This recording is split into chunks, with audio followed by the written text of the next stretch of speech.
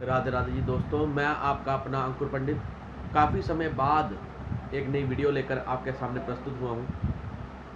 आज का विषय कि ध्रुवा को क्यों इतना पूजा जाता है, वह क्यों ध्रुवा को हर एक पूजा में लगाया जाता है, गणपति भगवान को चढ़ाया जाता है, और क्यों कैसे ध्रुवा खुद ही उगती है और हरी भरी रहती है हमेशा। ऐसा क्यों है, जी हाँ, इस बारे में विस्तार से बात करेंगे। लेकिन उससे पहले आप मेरा चैनल अंकुर एस्ट्रो किंग को लाइक, सब्सक्राइब एंड शेयर जरूर करें। अब हम बात करते हैं कि किस तरह से ध्रुवा हमेशा हरी रहती है। यदि वह उखाड़ भी लो, रख भी लो, जब वह सूखने लगे फिर से लगा दो ज़मीन में और थोड़ा सा पानी दे दो तो वह फिर से हरी भरी हो जाती है। जी हाँ, आज हम जानते हैं ऐसा क्यों। एक बार गया जी में राम जी और सीता जी दशरथ जी के पिंड देने गए।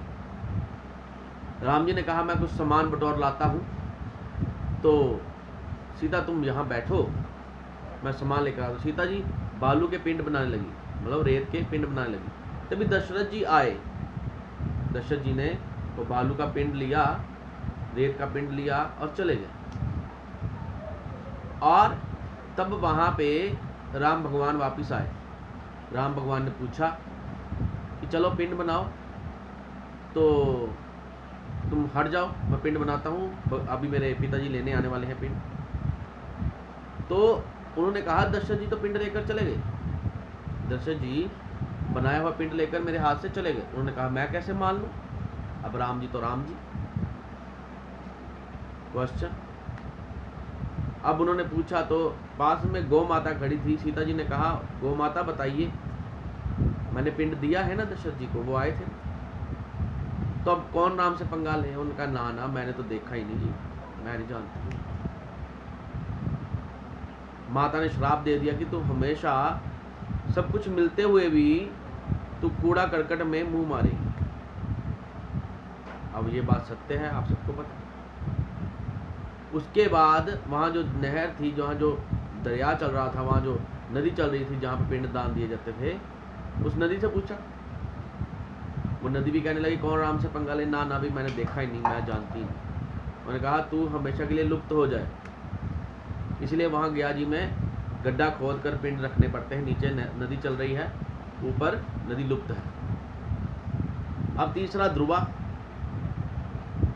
ध्रुवा ने कहा हाँ राम जी, दशरथ जी आकर पिंड लेकर चले गए, तो माता सीता ने उन्हें वरदान दिया कि तुम हमेशा हरी भरी रहोगी, तुम्हारी हर पूजा में ध्रुवा का होना जरूरी है, और गणपति को सर्वप्रथम जिस देवता को पूजा जाएगा उसको ध्रुवा दी जाएगी, लगेगी, भेंट में लगेगी। तो आप मान लीजिए कि ध्रुवा का इसी तरह से हरा रहना, और अगर मुरझा भी जाना, सूख भी जाना, तो फिर से लगाने के बाद फिर से हरा हो जाना, इसी वरदान के कारण है। इसी वरदान ने ध्रुवा को जो हरा भरा रखा है, और ये कोई भी युग आ जाए ये हरा भरी ही रहेगी। अब बात आ जाती है कि ध्रुवा जो गणपति भगवान को लगती है, सर्वप्रथम पूजनीय देवता को लगती है, वो माता सीता के वरदान के कारण ही लगती है। कोई भी पंडित ध्रुवा के बगैर, ध्रुवा के छींटे के बगैर यदि कोई पूजा करता है तो वो पूजा सफल नहीं होती। यही कारण है कि आज भी गया जी में औरतों के हाथ से भी पिंड दे दिए जाते हैं। राधे राधे दोस्तों, आज के लिए बस इतना ही।